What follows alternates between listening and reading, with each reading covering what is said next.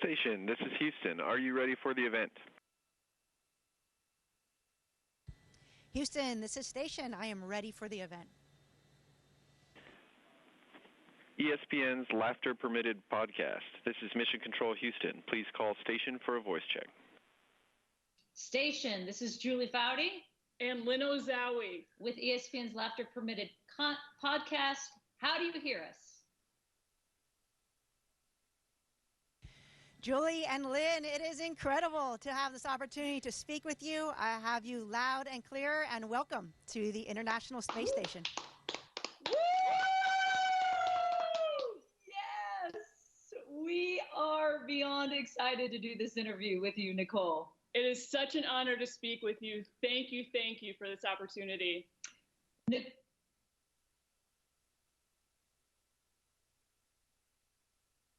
Thank you. I'm pretty excited.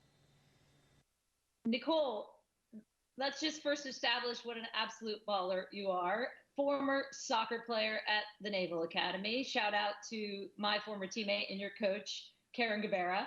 F-18 fighter pilot, 47 combat missions to Afghanistan and Iraq, and now hanging out in space as an astronaut. So we would like to bow to you. We bow. You can't see this, but we are bowing to you.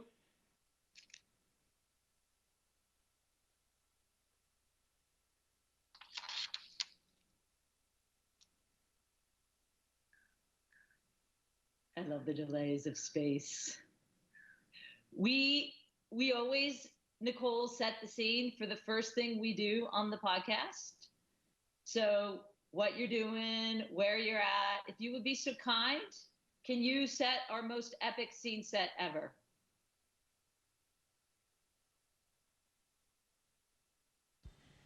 Awesome. Yes. Well, I'm on board the International Space Station, and we are flying 250 miles above our beautiful planet Earth at 17,500 miles per hour. So we make a lap around our planet every 90 minutes. It's pretty incredible. This is a floating laboratory. We have 7 crew members on board as part of Expedition 68. And we're doing a ton of science on board, some maintenance and upgrades to the space station, and really having an incredible time. Oh my goodness. Flying around the Earth at 90 minutes to get around it. That is crazy. Let's start with the fact that you're also literally making history right now as the first Native American woman to go to space. What has that honor meant to you? And as you said, you've been in the space station and you've been there quite a while, almost 5 months. What do you do all day? I want to hear about this day. Absolutely. So it's definitely an honor to represent Native Americans in space. And I definitely feel that that's a great responsibility. I think it's important that we share our story and our journey with the younger generation so that hopefully when they aspire to reach their goals and dreams in life, they can look and see people, hopefully role models that they can give them some of that courage and some of that fortitude to continue forward. On board the space station, the days are actually quite busy. We're doing some really cool science up here in microgravity, everything from growing dwarf tomatoes to literally 3D printing human cells. It's a pretty amazing and very rewarding work that goes on. There's a lot of maintenance on board. We had the opportunity, I did personally, to go out the door and do 2 spacewalks during this expedition with my crewmate Koichi, and we helped to install some equipment to upgrade the solar arrays on the space station. Personally, it's just incredible. I mean, I'm in microgravity just floating around. I feel like a little kid most of the time. Every time I float through a module, I can't help but pretend like I'm Superwoman, you know, like floating by and playing with water and food in microgravity. And we have a module on the bottom of the space station, so the belly of it looking at planet Earth, that's made of windows. So it's 7 windows. And that, you know, if you're having a tough day, all you've got to do is go down to the cupola and take a look at our beautiful planet. It just takes your breath away. It's the most incredible thing I've ever seen. Nicole, I feel like a little kid talking with you right now. This is just the opportunity of a lifetime. And I'm going to send a big question out into the universe to you. With the unique perspective you have right now on Earth, what is a message you would like to send back to, pardon me, what is a message you would like to send back to us here on Earth and have us consider in our daily lives?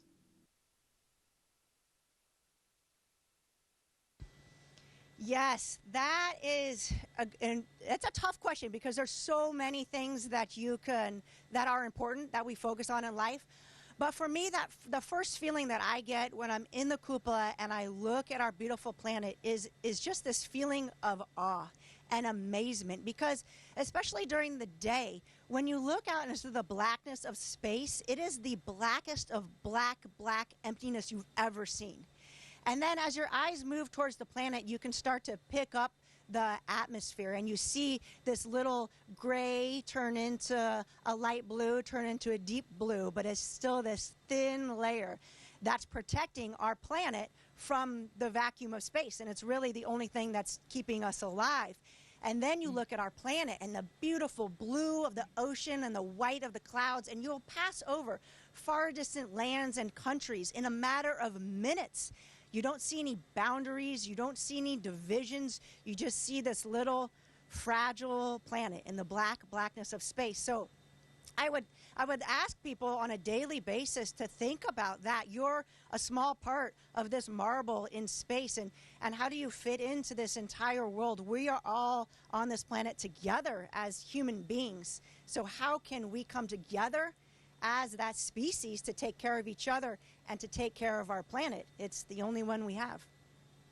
My goodness, the perspective you're going to have forever after this trip, which will have changed so much of what you do and how you think, I'm sure. Nicole, it's time for Most Pressing Questions, International Space Station Edition. Are you ready for this? It's very intense. I'm ready. What is the most fun thing you've done in space?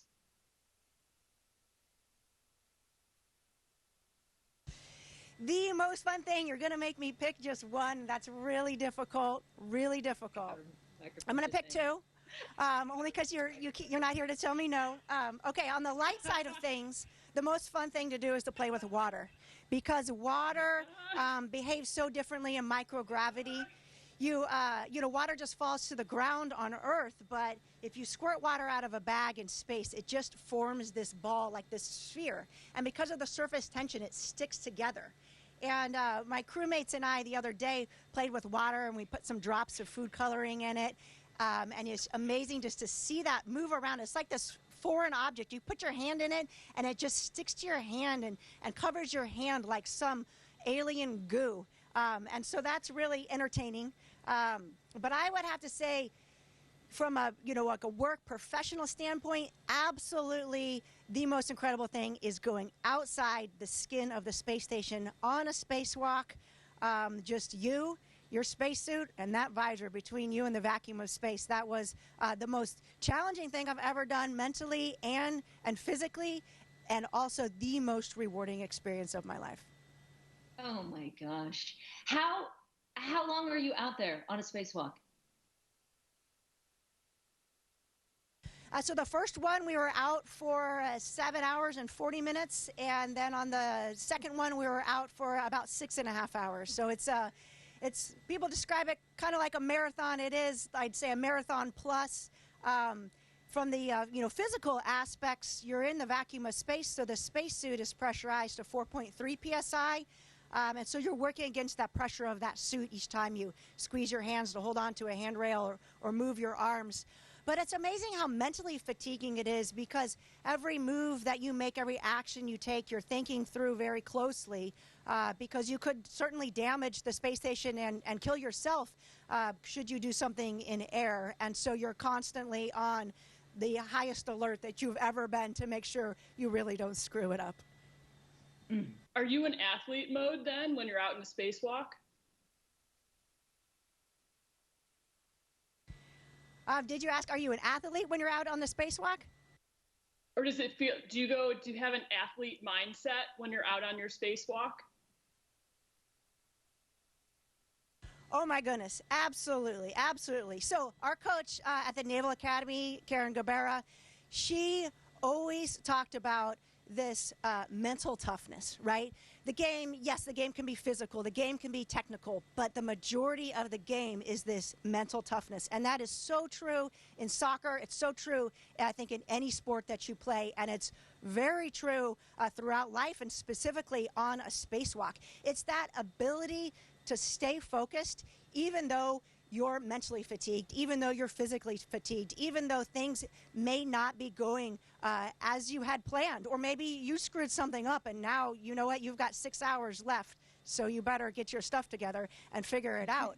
I remember one moment on the spacewalk, being at one end of the space station, and the space station is the size of a football field, so I'm pretty much in one end zone, and my next task is to go translate, which means hand over hand climb to the other end zone. And it's about 5 hours into the spacewalk, and I know they're going to say, okay, hey, you're ready for this, right? You need to be mentally and physically ready to do that.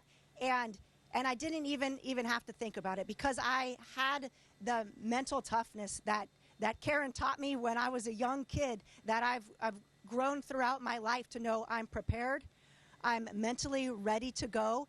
And even though this is going to be challenging, we're going to be successful in making that happen. And I think that you could take that to on a spacewalk, and you can take that to your family life, and you could take that to your job back on Earth, just as you do to the sports field. Nicole, not that I think this is an essential act in life, but how do you shower, given that water forms into, as you mentioned, a bubble? Yes, absolutely no showering. It doesn't happen in space. I know that sounds kind of gross. That's the one. But I mean, so when we were playing with that ball of water, we actually smashed our face into the ball of water, which is something that I've always wanted to do. Of course, you know, as a kid, you want to do that, and as now I still want to do that. So you smash your face into this ball of water, and it clings to your face, and it doesn't go anywhere. And so now you have this film of water on your face, and you want to take a breath, and you go to kind of wipe it away, but it doesn't go anywhere. And so you have to take a towel to wipe it off. You could literally drown in like a quarter cup of water. So no showers, but we do have these, we call them waffle towels. They're towels that have soap in them. You get them wet, and you can kind of do a sponge bath, which is you feel kind of clean, but I guess my family will be the judge of that when I get back to Earth and they give me a hug for the first time, whether or not I'm stinky or not. whether the waffle towels are working or not. We do a segment on this podcast at the end called High, Low, Cheer. And it's the high of your career, the low of your career, and the cheer is for someone who's helped you along the way. So can you start with the high of your career? I think the high of my career, definitely leaving Kennedy Space Center on top of a rocket and launching to space. That was absolutely the high. Do you know, by the way, that our entire 1999 Women's World Cup winning team was watching you do that together? That's awesome. No, I did not know that. Thank you so much for being a part of the journey. That's super cool. We had an entire text thread. We were like, this is amazing. Karen's on it. Gabera. It was fantastic. We watched it all on YouTube, on NASA's YouTube channel. It was so great. That is awesome. Thank you. And the low of your career, Nicole? I'd say there's been multiple times. It's those challenging times. I remember being challenged in flight school where, I went out on a flight and I didn't do well and I downed that flight, meaning essentially you fail that flight. I remember the first time going to the aircraft carrier and trying to land on the deck of an aircraft carrier, and I didn't do the greatest, I remember going through my initial spacewalk training at NASA and not doing well on some of those early runs and just feeling so deflated and so just down. And it's those times, though, that you learn to rise above that. You learn to figure out, okay, what can I do better next time? Let's pick ourselves back up. And you get to a point, I think, in life where those feelings are no longer, certainly they're uncomfortable and they suck, but they're not these unknowns anymore. You know, okay, I've had something like this before, I felt this before, and I'm going to overcome it, and I'm going to figure out a better way that next time I do that, I'm going to be successful. And so I don't think I could pick just one. I think there's many, and I think a lot of people have many of those moments in life. Yeah, and what we often find on this podcast is it's those lows that bring you to the highs, isn't it? And finally, your cheer for someone who's helped you along the way. I'm going to have to give a cheer to my husband, Travis, and my son, Jack. You know, they're back on Earth holding down the fort, taking care of everything while I'm up here living my dream, executing my dream. And really, it's their love and support that's so important. I really, truly think nobody can do anything on this Earth on their own, right? They need their team, their family, their support network, whatever that is, those people that support you and pick you up. And if it wasn't really for the support of my husband, the day that I told him, hey, I think it's, you know, NASA's accepting applications, but it's crazy. I don't, you know, I'm pregnant. We're about to have a kid. I don't think we can do this. And he looked at me like I was crazy and said, you have to apply. Yes, if you never Travis. apply, you're never going to make it. And there's never a good time. So thank you, Travis, and thank you, Jack. Your love and support means the world to me. We only have a couple minutes left. So before we let you go, can you please show us some type of trick you can do? What is the coolest trick you've learned in zero gravity? Well, there's a lot of tricks, certainly just floating upside down. I didn't bring any water, but if I had water, I could. But here you can see here's my Superwoman. Ready? Oh! Wait, do you just spend all day doing that? Forget the experiments. We don't need to do science experiments. Let's just float all day.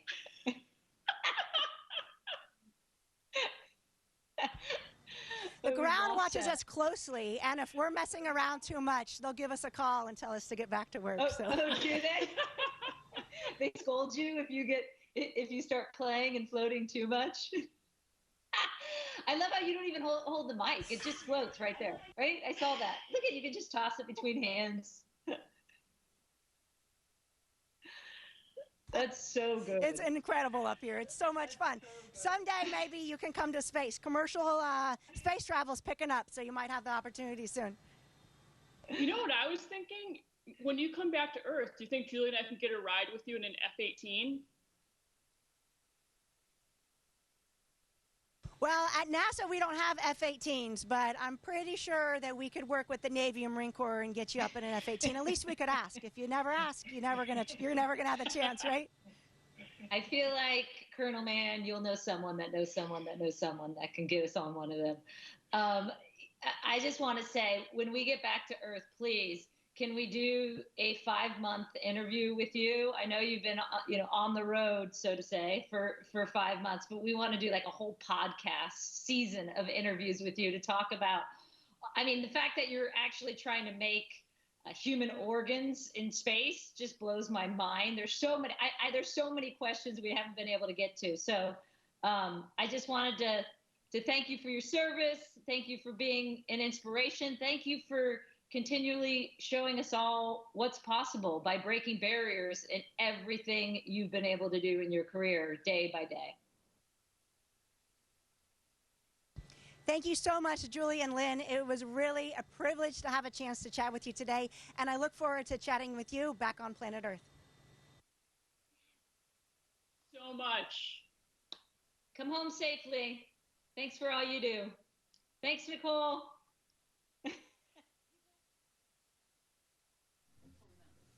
Station, this is Houston ACR. That concludes our event. Thank you to all participants from ESPN's Laughter Permitted podcast. Station, we are now resuming operational audio communications.